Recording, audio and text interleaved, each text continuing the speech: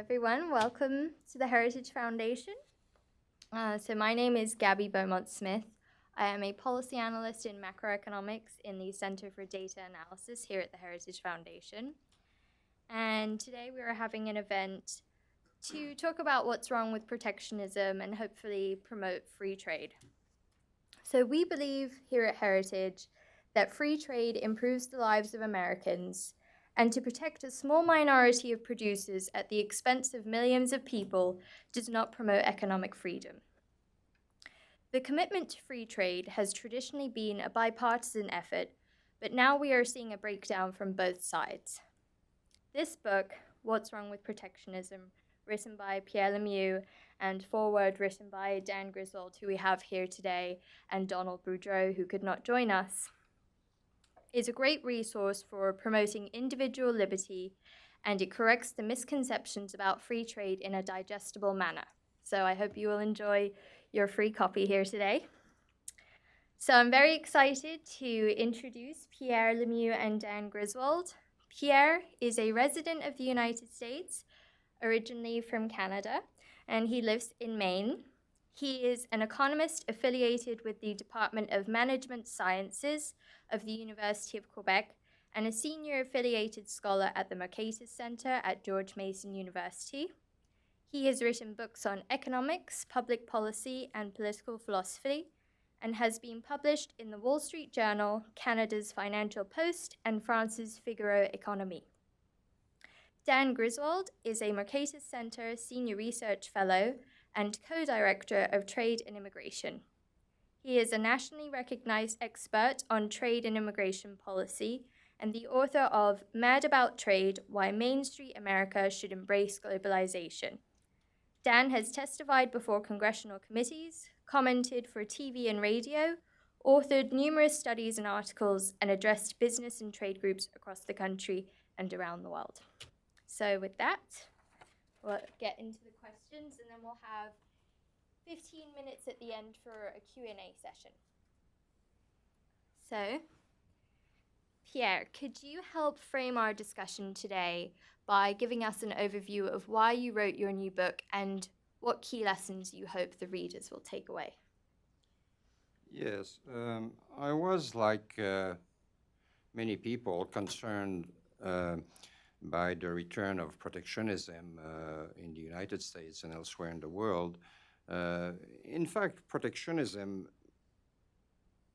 never really retreated, in the sense that although indeed trade was liberalized in the world, people still believe in trade as a help for producers, as opposed to the simple freedom of consumers to import whatever they want, whether it is from Mississippi or from Thailand. Moreover, I was concerned, again, like many people, that the so-called deplorables, the people who are supposed to form President Trump's electoral base, are going to be the ones who will be the most harmed by tariffs, because they are the people who buy, they are the people whose purchases of domestic appliances is the highest proportion of their budget. Billionaires don't have problems buying appliances. And they are the people who shop at Walmart or at Cabela or at Bass Pro, where probably 50% of the goods are imported from China. So I wanted to answer some standard arguments that we hear in favor of protectionism, which I've tried to do in this book. What I've done is, in a sense, pretty standard. They are really standard economic arguments, plus some philosophical moral arguments in each chapter that I've devoted to this topic. I've been very lucky to have the support of the Mercatus Center and of Dan and Don Boudreau for this purpose.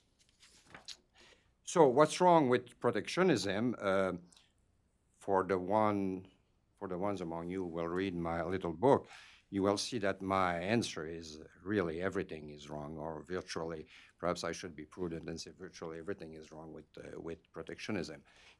Protectionism neglects the theory of comparative advantage. It harms most people. It's based on basically false arguments. Whether some people claim that the trade deficit is a problem, or that free trade destroys jobs, or that free trade lowers wages, or that free trade is not fair, all these arguments are, I think, demonstrably false. And again, not in any sort of radical way, although I can do this also if you want me to. But what I do in this book is basically standard economics. So if that's the case, one question we might ask is why do some people, and a certain number of people, perhaps many people, believe in protectionism? So I think we can find at least at least four reasons for that. The first one is that, many people ignore the standard economic arguments in favor of free trade and against protectionism. Second reason is that people have what economists would call redistributionist values, which is, people believe that the government should redistribute income. Of course, many people have different opinions, but some think that the government, for instance, should redistribute income from struggling consumers to well-paid union members in the Midwest. So if you want to do this, a good way to do it, of course, is protection. You force consumers to pay higher prices in order to save the high-paid jobs of, say, washing machines manufacturers in Ohio. The third reason, which is related to the second, is that you have special interests. The people who are going to benefit from protectionism are going, of course, to argue in favor of protectionism.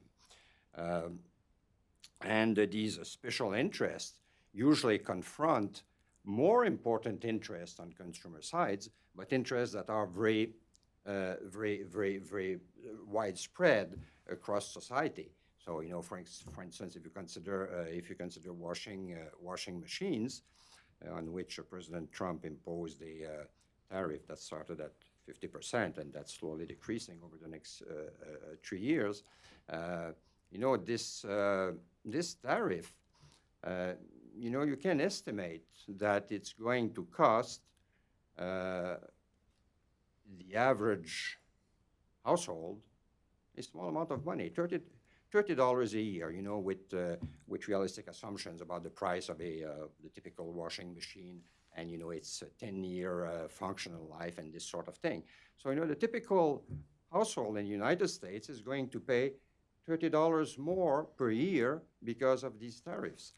Nobody is going to go and demonstrate, in Washington in order to save $30.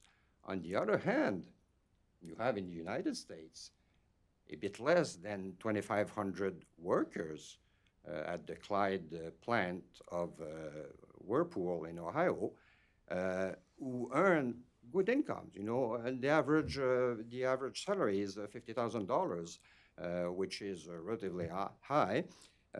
And of course, you have a few shareholders of Whirlpool who also, of course, make money making washing machines and being able to sell them at a higher price. And these people are going to demonstrate and lobby to make sure that they get their tariffs. And indeed, they did get them. So, this story is repeated time after time. Special interests who masquerade as the, quote, public interest, unquote, who ask for tariffs that coincidentally are in their own interests. The fourth reason is that many people privilege collective choices as opposed to individual choices. Collective being political and bureaucratic choices. The government that negotiates for all Americans instead of leaving every American to make his own bargains, import whatever he thinks is worth importing, or exporting whatever he can, whatever he can export. So this properly collectivist perspective, which is not worse in America than elsewhere. Actually, it's probably less bad in America than elsewhere, but it's certainly present, should raise some questions. And one way perhaps to oppose this, or to realize that the collectivist perspective on trade is not correct, or is not desirable, is that, in fact, countries don't trade. Individuals trade, or their intermediaries, or at least that's the case in a free country. So that's, in a nutshell, the sort of thing I'm defending in my little book. Okay, great, thank you. So this is posed to both of you, and Pierre, you just touched on this. How does protectionism play into crony capitalism? Well, first, let me say I'm delighted to be here and to be on the podium with Gabby. She was an MA fellow at the Mercatus Center and did some important research work for me, and I'm just thrilled that she's teamed up with Tori here at the Heritage and given them such a strong trade team. And just a pleasure to serve with you on the ramparts in this battle. And isn't it appropriate that we have a Canadian friend here talking to us about free trade? Canada is our most important trading partner. We've had free trade with Canada in automobiles since the 1960s. We had a separate free trade agreement with Canada for the last 30 years, and then we rolled that into NAFTA. And the Canadians are our best friends when it comes to trade and in many other ways. And so I think it's very appropriate that we have a team effort here on trade. And I also want to say, yes, I highly recommend this book. Don Boudreau and I wrote the foreword, and we called it an essential book for our time and for decades to come. So I think the strength of this book gives you the background. Pierre cites all the literature and gives you the basic arguments. That's in the chapter, and then he follows each chapter with an essay where he brings out a lot of current examples. So this is something that should be at the elbow, I think, of every American as they listen to what the president's saying and what they hear on TV. Crony capitalism? Yes, protectionism is an example of crony capitalism. It's the few extracting rents from government at the expense of the overall public. The sugar program is a classic example, benefiting literally just a few thousand sugar producers at the expense of American families. And steel, what more current example is there than steel? Americans are paying for the higher steel tariffs in so many ways. They're paying as workers. The 6 million Americans in steel-consuming industries, their jobs are less secure because of the tariffs that benefit, at least in the short run. I'd say they don't even benefit them in the long run. The 140,000 workers in the steel industry. I will say, I don't think it's a coincidence that the president's top 3 trade advisors, Bob Lighthizer, Wilbur Ross, and Peter Navarro, all have financial connections with the steel industry. And Americans are paying the price for that. I wouldn't even call it, it's just cronyism, period. It's not capitalism, it's cronyism. Yes, steel indeed, as Dan mentioned, is an especially good example. I don't know if you've seen, I think it's in yesterday's Wall Street Journal, there was a story on the steel, on the manufacturers of steel goods who are asking for exemptions to the steel tariffs. And very few are granted, actually. But what's interesting is that when they ask for an exemption, the steel companies can oppose I don't remember the term, is it called an oppositions or something like this, which means that they are saying basically that, they should not ask for an exemption. We can provide the steel, and the Wall Street Journal computes company by company what these companies have said they could produce, and it's already more.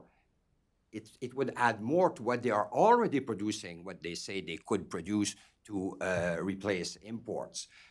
So, you see there a clear example of, indeed, not crony capitalists, but cronies simply who are benefiting from the steel tariffs at the expense of basically everybody else in the United States.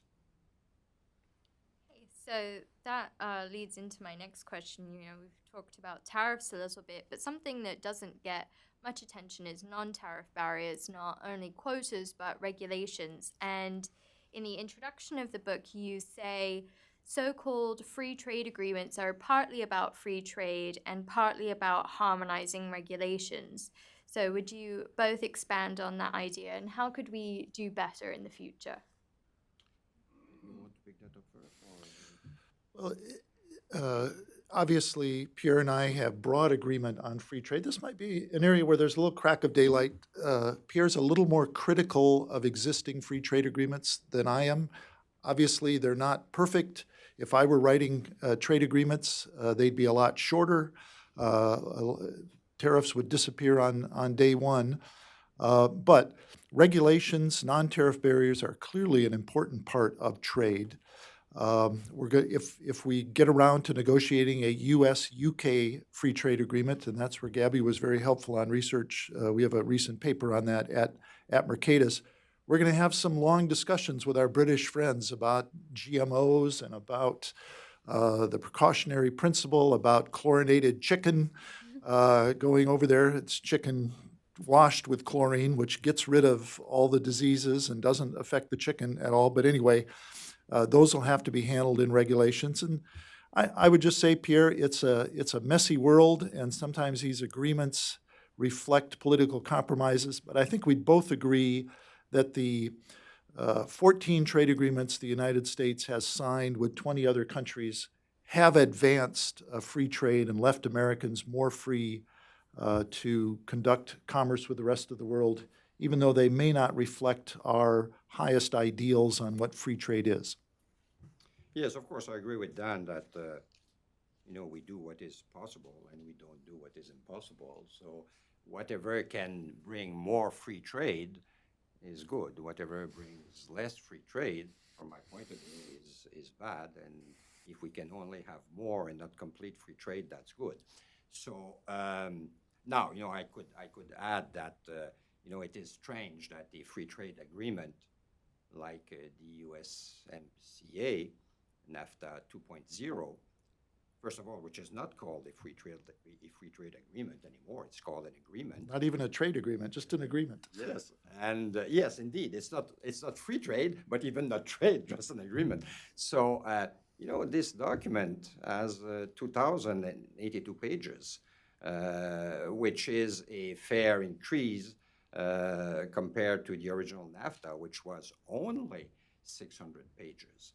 So, from a pure economic viewpoint, and most economists agree with this, on the whole political spectrum, a poll done by Dan Klein at the George Mason University some years ago showed that something like 80% of economists were against increasing obstacles to trade, which is, as much of a consensus that you will ever reach among economists. But my one thing I would add to this is that, again, given what I've said, it's this whole regulation and non-tariff barriers to trade, I think, is a red herring. What's a non-tariff barrier to trade? Suppose that education is better in Germany than it is in the United States. Is that an artificial advantage that the German government has created? Should that be harmonized? Should the U.S. government be forced, or state governments, actually, it's very complicated in this country, should state governments be forced to harmonize their level of education with the German education? Or consider the English language. The Americans have this big advantage of speaking a language that everybody else in the world speaks. So aren't the German manufacturers disadvantaged by that? Should they compensate by whatever way this disadvantage? So, my perspective, and the perspective of many economists, is that, you know, eh, we are living in America. So in America, we want free trade. So let's have free trade. What free trade means is that Americans can import whatever they want to import, and exporters can try to export whatever they want to export, and then let other people in other countries fight for having free trade. But let's have as much free trade as we can have, and this would be as much free trade as we can have. Americans are free to import and are free to try to export whatever they want. So then, are there any potential bright spots for expanding free trade in the near future, do you think? Dan is the expert in bright spots. I'm the pessimist. I'm the pessimist here. Well, we mentioned one a moment ago. If the United Kingdom leaves the European Union and gets out of the customs union, of course, as long as they're in the customs union there, we can't negotiate an agreement with them because they have the common external tariff. But if they leave the European Union, we'd be in a position to negotiate a free trade agreement with the United Kingdom, which is, in some ways, Canada's our most important trading partner. Britain, in some ways, is our most important overall commercial partner in the sense that we do more services trade with Britain than any other country. We have more foreign direct investment links with Great Britain than any other country. More than 1 million Americans go to work every day for a British-owned company.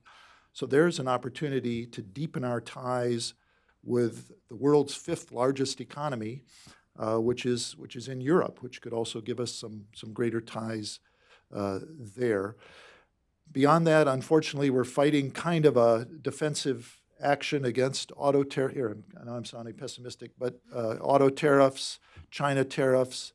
But that's probably the main positive offensive opportunity we have. And fortunately, the president is more inclined to sign that agreement than maybe some others. So since Dan looked a bit pessimistic, let me try to look a bit optimistic. One bright spot might simply be that Trump's trade war is going to teach people lots of things about trade and about economics. Very simple things. For example, many people don't realize, many people think that when a tariff is imposed to imported goods, the imported good, instead of costing 100, is now going to cost 120, and the American good is going to cost 100. So everybody, of course, is going to buy the American good, but this is not the way it works. The economists talk about the law of one price. There can be only one price on the market. If Chinese exporters sell their goods now 120 because there is a 20% tariff, what do you think the American producers are going to do? They're going to increase their price at 120, because they charge what the market will bear. And we see this, everywhere. Steel, again, is a good example. Steel, the price of steel, it's not only the price of imported steel from China, steel imported from China that has increased by 25%, but it's all steel that has increased by 25%. Indeed, this is the very reason the steel manufacturers wanted tariffs, to be able to increase their prices. So, lots of small things like this, are going to be hopefully, better understood by people. Let's just hope that the situation is not going to deteriorate too much. We can of course imagine, catastrophic scenario where increasing protectionism leads to a depression or another great recession, which would probably fuel further demands for protectionism. And if we want to be pessimistic, we can imagine lots of other things. A war with China would not exactly be a piece of cake. And what's interesting in this respect is that Peter Navarro, who's the main pusher of protectionism in this administration, has been since 2004, basically predicting that there will be a war with China, and that they should be, and that there should be if they don't behave in China. So if we exclude these extreme scenarios, perhaps the current trade war is going to teach people lots of things about the benefits of free trade and the effects of protectionism. And to me, that's one of the great things about this book, and we're so glad to be associated with it. This is a very teachable moment. We have warned about the dangers of protectionism for years and years. Now we're having a real-life experiment, and people who are buying appliances, I hope not, but maybe soon people who buy cars are going to see the prices go up. People in industry at Harley-Davidson and others having to relocate production facilities offshore to escape both higher steel prices domestically and retaliation abroad. Soybean farmers across the Midwest who are seeing prices drop and losing markets because of trade retaliation. And I hope Pierre is right that we'll have a taste of protectionism. People will see how bitter it is, and we will turn away before things get really bad. Yes, can I add a little point to this? On this impact of tariffs, perhaps people will even be more able to understand the fact that there has been a tariff on pickup trucks of 25% since the 1960s. Actually, it's called the chicken tariff because it was imposed by the U.S. government to retaliate on an import barrier against in Europe against chicken produced in America.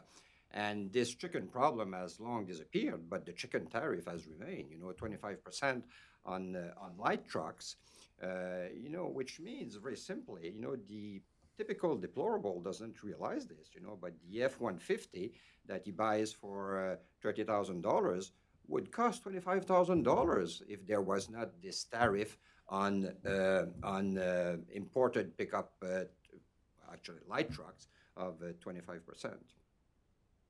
Imagine if all the deplorables knew that their pickup cost them 25% more because of the chicken tariff that was imposed in the 1960s. I think they may soon discover the difference if the auto tariffs go into effect.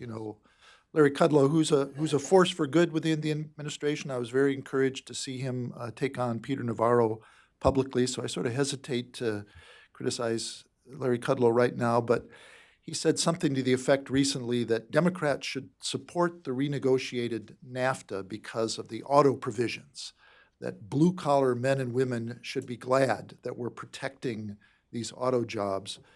Well, there are a lot more blue-collar Americans, men and women, who buy cars than who make cars. And the fact that they have to pay more for their commuting car, for their pickup truck because of these tariffs is going to hit home. And I think I hope it doesn't happen. I hope the Trump administration doesn't get anywhere near Section 232 tariffs on autos. One, it's just a ridiculous argument that there's somehow a national security angle to a Mercedes-Benz being imported from Germany or a car being imported from Japan.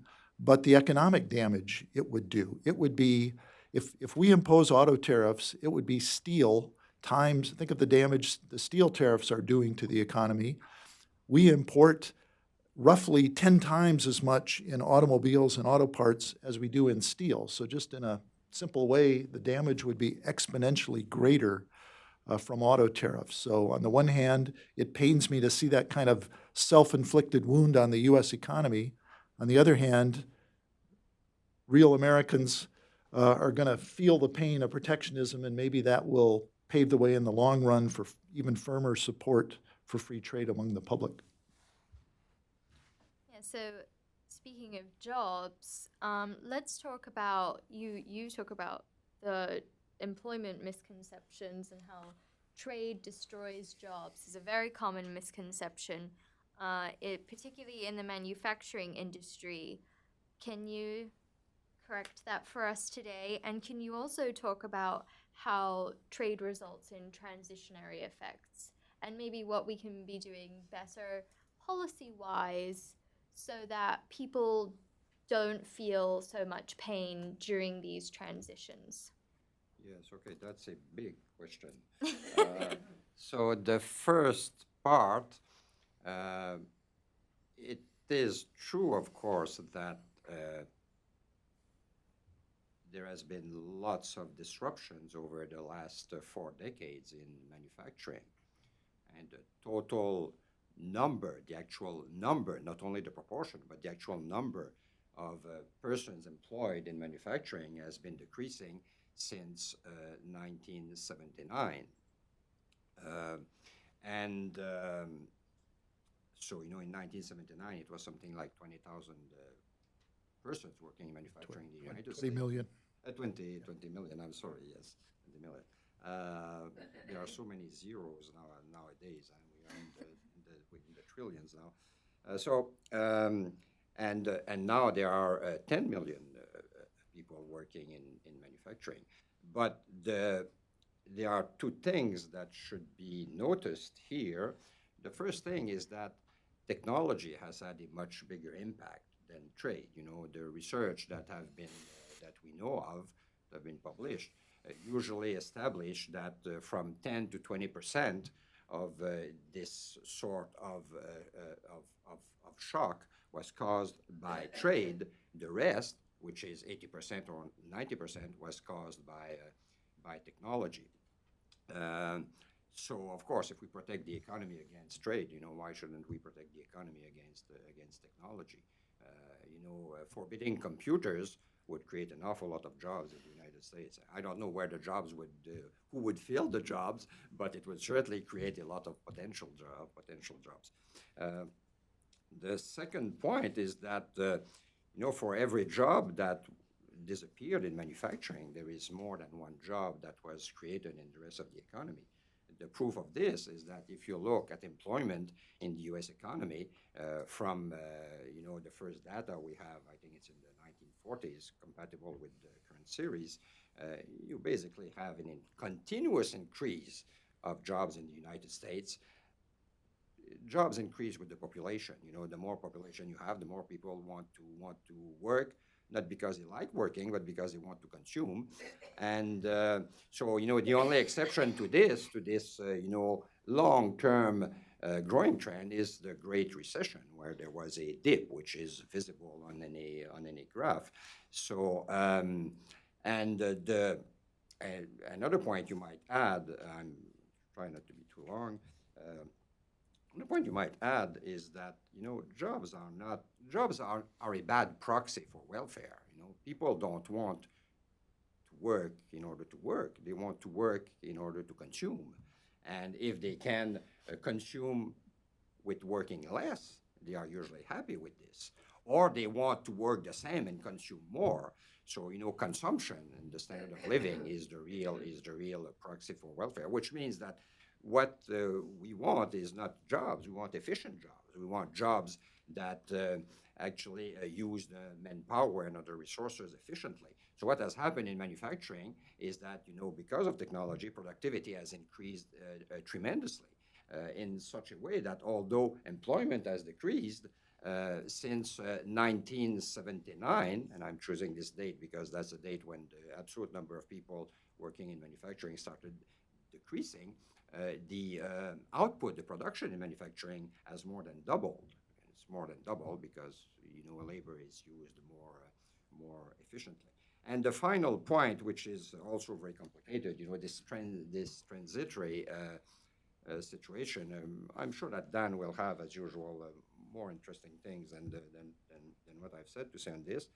But I would just, on the transitory issue, I would just say that you cannot both have a vibrant, flexible economy with opportunities for lots of people, including for people who come after us, for our children, and at the same time have an economy where people's jobs are protected against change. So there is the problem of some people who are either old or they don't want to leave their village, or they are not educated enough to fall back on their feet when they lose the job they've held in manufacturing, sometimes for generations. And these problems I think, are worrisome, and we should sympathize with these people. Whether government should help them, I'm not totally sure, because why then wouldn't the government help, the burger flipper as well? Actually, the people at the cash registers at McDonald's who are being replaced now by these panels, automated panel. So, it's the same thing. If you want a rich economy, you need a flexible economy. And if you have a flexible economy, there are some jobs that will disappear. Actually, I have some figures on this. Let me try to remember them. Yes, if you look at the what was called the China shock from I hope my figures here are okay. When you read my book, you can correct my figures if they're not okay. The China shock was from 1999 to 2011. That's the period where China arrived in force on world markets with cheaper manufactured goods. So there were, during this period in the American economy, 10.9 million jobs that were destroyed. Not all by trade. The largest part is not by trade, it's by technology. But there were 10.2 million jobs destroyed, that disappeared. But then there were 12.2 new jobs that were created for a net job creation of 2 million. And, this sort of thing, has to happen in a flexible economy, because situations change in the world, consumer demand change, and so on and so forth. I'm sorry, I've been much too long, but it's because of your question that was a very good and involved question. Yeah, this is one of the strong points of a very strong book. You won't find a better, more timely, accessible discussion of the whole issue of the relation between trade and jobs in the United States and wages than in the book, What's Wrong with Protectionism. Just to focus in on a couple of things, Pierre also points out that what's happening in the United States has happened in virtually every advanced economy in the world. You reach a point where manufacturing peaks as a share of employment. Manufacturing production continues to go up, but employment as a share of the overall population starts to decline. It's been doing that for agriculture for decades, and that doesn't bother us too much. But in all the advanced countries, a smaller share of the population is employed in manufacturing, a higher share in services. After all, services isn't only or even primarily flipping burgers. The service sector job is where more than 80% of Americans make their living, and most of them earn good middle-class salaries in that. The steel industry's an example in microcosm. If you go back to the early 1980s, it took 10 man-hours to produce a ton of steel. Today it takes 2, and in some of the more efficient mini mills, 1. Well, you could be producing the same amount of steel, and you're going to have, by simple math, you're going to have 1/5 of the workers producing that. To me, that's not a problem. That's a sign of strength. That's the essence of progress, that you can produce more stuff with less effort. That doesn't mean people are standing around idle. Those resources shift to other things. I'll just also make the quick point. I don't know if you're going to bring up the balance of trade, the trade deficit, but that's another strength of this. You won't find a better accessible discussion of the trade balance and what that means than in Pierre's book, and he relates that to jobs. He shows that there is no correlation between a rising or falling trade deficit and rising or falling unemployment. In some ways, the whole Trump trade program is built on the assumption, false, that we need to reduce the trade deficit, and if that $500 billion that's flowing out of the country each year because of the trade deficit stayed here, we'd have more jobs and more productivity. Pierre shows why that's completely false. Of course, that money comes back in the form of foreign investment. And Pierre points out that the world loves to invest in the United States. And that's the flip side of the trade deficit, is our capital surplus. And as a result, when we had rising levels of trade, imports, and the trade deficit, those actually tend to correspond with better economic times. That's one reason why the trade deficit, the president doesn't talk about it too much, but why the trade deficit has been expanding during this time of economic expansion. I can't help noting, it was too recent to make it into your book, but the Wall Street Journal earlier this month had these two headlines in the same issue. So on page 1, earlier this month, wages rise as hiring accelerates. What could be better news than that? You turn the page, and another headline was, imports to U.S. climb to a record. And Pierre helps us understand why that is not only not a contradiction, but those two are very closely related. And then just finally on the question of transition, I'll just agree with what Pierre said. The answer isn't to raise trade barriers. It isn't to stifle technology. It's to equip Americans through better education, things like job retraining, to be ready for the jobs being created today and tomorrow, and not to hold on to the jobs of the past. Can I? Yes, A go little for bit? it. You know, again, well, this was also after, well, no, this wasn't after my book, actually, except that I think I discovered Wall Street Journal reproduced this quote. The New York Times reproduced it very recently, and I should have included it in my book. So President Trump said, well, when he was no, he said this in his speech in Illinois in July 2018. Oh, yeah, so it was after my book. So You're off the hook. yes, I'm off the hook. So President Trump said, we lost 817 billion a year over the last number of years in trade. In other words, if we didn't trade, we'd save a hell of a lot of money.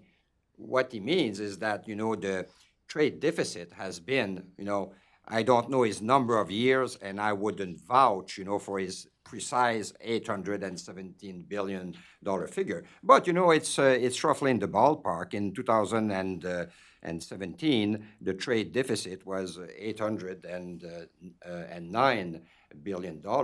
So, you know, for him, a trade deficit is losing money. Yeah. So, you know, we can say a lot about this, and I won't get too much of the... And that's strictly goods, isn't it? That's the merchandise. Yes, that's what's just true. on goods. Exactly. If you add About services to this, investment. it's more, you know, services would, do get down the deficit to $500 billion. Yeah. But, you know, Trump doesn't seem to understand the difference between services and goods. But anyway, you know, the point here, well, one simple thing we can say is that if we have been losing money with trade deficits, we would be very poor, you know, because this country basically had trade deficits during the first 100 years of its history, and then during the past 50 years, and it has been trade surpluses, as Don was mentioning. It has been trade surpluses in periods which we would not want to imitate. During the Great Recession, there was a trade surplus. During the two world wars, there was a trade surplus. So obviously, there is nothing magical about trade surpluses and nothing terribly evil about trade deficits. Okay, so one more question before we take questions from the audience. I was really interested to see in the last chapter that you talk about the morality of free trade. And here at Heritage at the moment, David Barton has a speaker series called Free Markets, the Ethical Economic Choice. So, you know, could you both just relay the message that, you know, free trade is the moral case? Well, Pierre puts it well. Free trade is freedom. It's the freedom of Americans to buy and sell and invest in the global marketplace in their best interest. You know, protectionism is really a feature of big government. It's government intervention in the economy. if you question socialism, if you question collectivism, if you question the ability and the wisdom of government officials to outsmart the market and make decisions on our behalf that we're too dumb to make on our own, then protectionism is a policy that would appeal. And so Pierre makes that very well. I would just add, more practically speaking, who bears the biggest brunt from protectionism? Pierre's hinted to it. It's working class Americans and single mothers out there. They spend a higher share of their budget on tradable goods, like shoes, clothing, food. Studies have shown that if you look at the actual impact of tariffs in terms of a percentage of income, it's very regressive. It's the highest among poor. And because the rich are spending on, services and that sort of thing, it affects them, but it has a lower percentage. And then finally, I think Pierre also gets to this at the end. If you care about our fellow human beings, and I think we should, sure, you can have a preference for Americans, but we should also care about what goes on in the rest of the world. One, because we're fellow humans, but two, it impacts the United States. In this post-war era of globalization, the number of people living around the world in absolute poverty in the last 30 years has fallen by over 1 billion. More than 1 billion people have been lifted out of the worst kind of poverty that we can't even imagine and are now living something like middle-class lives. They've got an iPhone, their kids are going to school. It's not because of foreign aid. It's not because of collectivism in their home country. It's because of the spread of global capitalism and the fact that we are better able to buy the products they make, invest in those countries. So here to the moral arguments for free trade. Yes, that's perfect. I have nothing to add to what Ted Okay, so then, yes, at the front here, I just have 3 guidelines for questions. Please wait for the microphone to come to you. Please state your name and affiliation, and please keep your questions to a question. Milton Grenfell, American citizen. Of course, it was Alexander Hamilton who put in our tariff system that lasted over 100 years.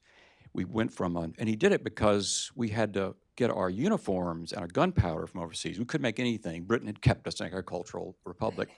So we became the world's leading manufacturing nation in 100 years, and a very wealthy nation.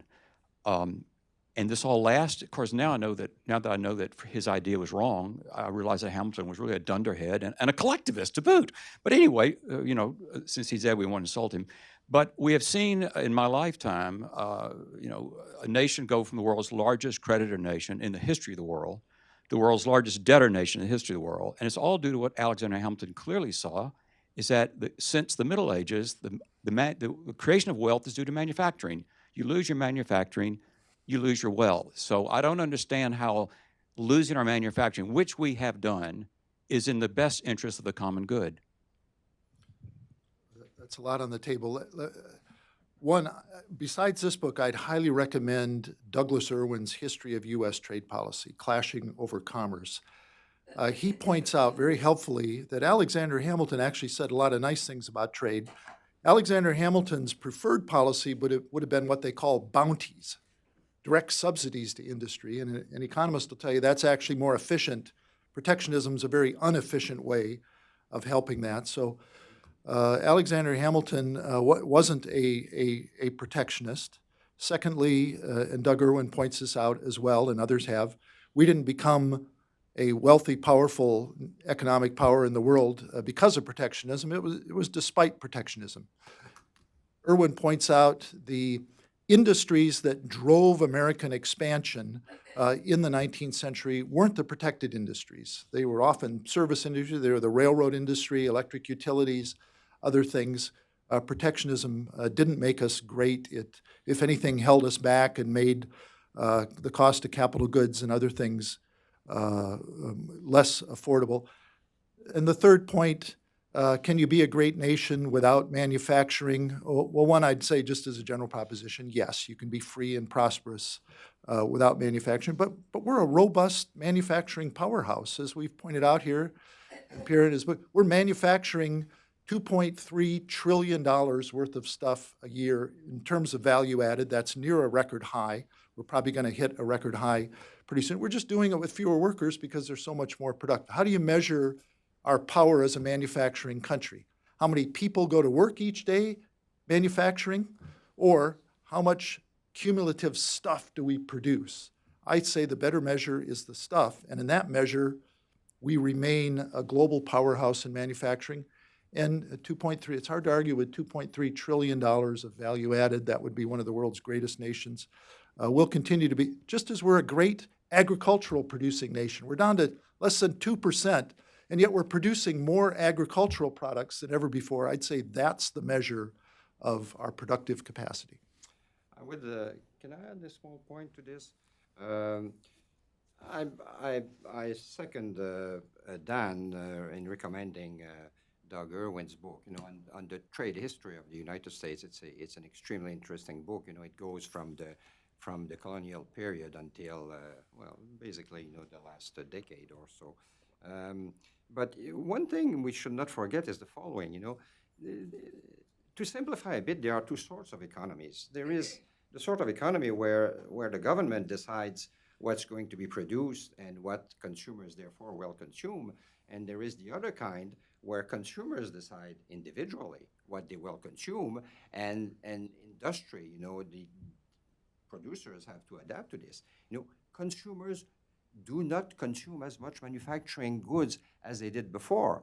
In consumers' expenditure, 2/3 is services. Right? The rest is manufacturing, agriculture, and construction. 2/3 services. This means what? This means health, this means education, and this means housing, lodging, which is considered a service, because once you have a house, it's a capital good that gives you services over time. So it's simply the case that Americans, as living in one of the most advanced economies in the world, but like other advanced economies, consume in proportion to what they earn very few manufacturing goods. They consume services. So, even if you produce more manufactured goods, you would have nobody to consume them, and they would cost more, of course, because they would not use, the advantage of poor countries, which is now in simple manufacturing, assembling things.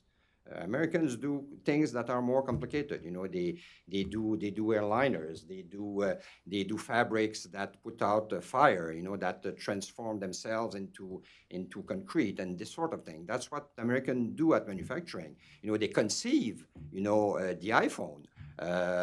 The problem with the iPhone is not to manufacture them. You send these to China. And people just assemble them, partly by hands, partly with robots. The problem is creating the thing. This gentleman at the front. Yes.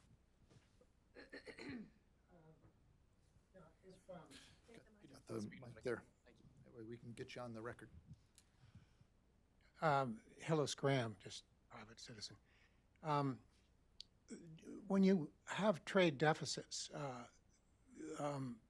do they not end up adding to the national debt? When you figure out your balance of payments between countries, you trade and so forth, if you're running $500 billion a year, and much of this comes from, and my understanding with the Trump administration is that they would be fine with no tariffs at all, but what they're up against is if somebody else is imposing a tariff on you, can you afford not to do something about putting tariffs on their goods? How do you deal with that problem? Yes, that's a good and fundamental question about the economics of trade. But you get the answer when you realize that a tariff does not as much hit producers in the countries on which you impose the tariffs as it hurts your own consumers. Because, you know, foreign producers, they will just increase their prices by the amount of the tariffs. You know, if Chinese steel is hit by a tariff of 25%, you know, Chinese producers actually they don't anymore export much steel to the U.S., but others do. So let me keep this example simple. So, you know, Chinese producers will increase their price by 25%. So it's the American consumers who are going to end up paying for the tariffs. So, you know, tariffs are not something with which you hit foreigners. It's something with which you hit your own citizens. You know, it's like, let me give you a totally out of this world example, but which is analogous to tariffs. You know, suppose that the North Korean government, as I suppose they do, you know, forbid their women to marry American men and their men to marry American women. You know, what they do is they do it to their own citizens. Should the U.S. government impose the same requirements on its citizens? You know, forbid American men from marrying North Korean women and women men? No. You know, protectionism hurts your own citizens. I would just emphasize that by saying, in a way, our policy should be Americans first. What's good for Americans? And it's best for Americans to have as low a tariffs as possible for all the reasons we've talked about, no matter what other countries do. Because other countries have bad policies that hurt their citizens is, to me, not a convincing argument for us to adopt the same policy. But it's a good question to ask because it very much animates the thinking in the White House, so it's good to get it out on the table. Secondly, about the trade deficit representing national debt. A lot of it doesn't, in the sense that when the Japanese put $1 billion into the Toyota plant in Georgetown, Kentucky, that isn't a debt that any American owes. That's expanding the industrial capacity of the United States and Americans to produce stuff. A lot of the foreign investment in the United States is direct investment in our productive capacity that isn't debt in any way.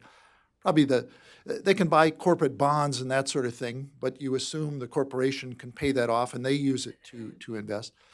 The case where what you say is the most true is when they invest in U.S. Treasury bonds. The world loves U.S. Treasury bonds, but that isn't propelling the debt. We don't have $1 trillion deficit because of foreigners. We have $1 trillion deficit because of the men and women a few blocks from here spend a lot more than they take in tax revenue each year. And I'm glad foreigners are there to buy those treasury bonds, because otherwise the government would have to eat into our domestic savings pool. Interest rates would be a lot higher. Your mortgages would be a lot higher. So I'm glad the foreigners are there to take up that debt. I'd be even happier if we weren't issuing all that debt. The final thing I'll say, you know, Peter Navarro says this, Warren Buffett says that we're selling our wealth. We're kind of selling off the family China. Well, in the last, I think, 8 or 9 years alone, the net household wealth of Americans has gone up by something like $30 trillion. I mean, we're better off in terms of our living standards, in terms of our net wealth, at a time when we're trading more with the world. Imports are at a record high. The trade deficit is relatively high. I just say that's not a problem. Let's turn to our real problems and not make the trade deficit a problem when it's not, and it leads us to bad policies rather than good policies. Okay, so we have time for one more question. We'll take this lady in the front.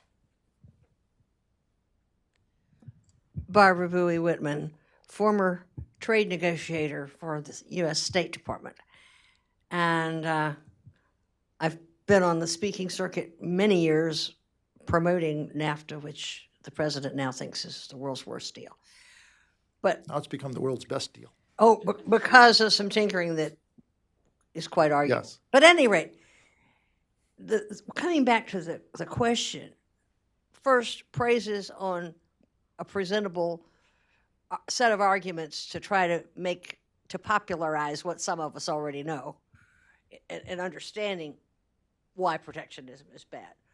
But I have felt for the last couple of years that this whole matter of talking about the deficit and yelling about job losses being due to trade on the part of our president, and when he was a candidate, was merely a wedge issue in political terms. Tell people that's what it is, draw in this group of supporters, and then do some papering over that says you did something about it, i.e., change the name of NAFTA to USMCA that nobody can pronounce. I wonder if either of you feels that that's all it is, or does he really believe these misconceptions preached to him by Peter? Thank you. Yes, I'm sure that Dan will have more interesting things than I again. But just quickly, there was an extraordinary story in the Wall Street Journal of yesterday. I don't know if you read it, but it's worth reading. It is indeed on this very topic, to which extent did Trump always believe in protectionism? You know, we hear this, but there it's documented, you know, with quotes and with references. And the answer is that he was always a strong protectionist, which doesn't mean that he always knew as much as he knows now about trade. But you know, for instance, in 1989, he advocated imposing tariffs on Japanese cars of, I think, 10 or 15%. And he said, I don't fear trade wars. So, you know, the big China monster in the 1970s and 80s was Japan, and he was as much against Japan as he is now against China. Yes, yeah. President Trump is the protectionist in chief in terms of he really does believe this, and it's pretty clear. I also think that has a negative side in that I don't think he's going to see the light and change his mind. I hope he reads Pierre's book, but I'm not sure. But also the positive side of it is the protectionist policies that are coming out of the White House are not driven by a popular uprising. You look at the polls, our friend Scott Linscomb over at Cato just had a study looking at public opinions on trade. The public's actually more comfortable with trade and globalization than they've been maybe ever. That's good. I think for reasons Pierre pointed out, the Trump administration may be even bumping those numbers up further. So count me kind of a short-term pessimist. Longer term, I'm a little more optimistic that we can get through this rough patch and continue the very successful post-war enterprise of expanding the freedom of Americans to trade with the rest of the world, the rising prosperity that creates at home and abroad, and the deeper, more peaceful relations that creates among nations. Well, unfortunately, that's all we have time for, but I thank you very much for coming, and thank you to Dan and Pierre.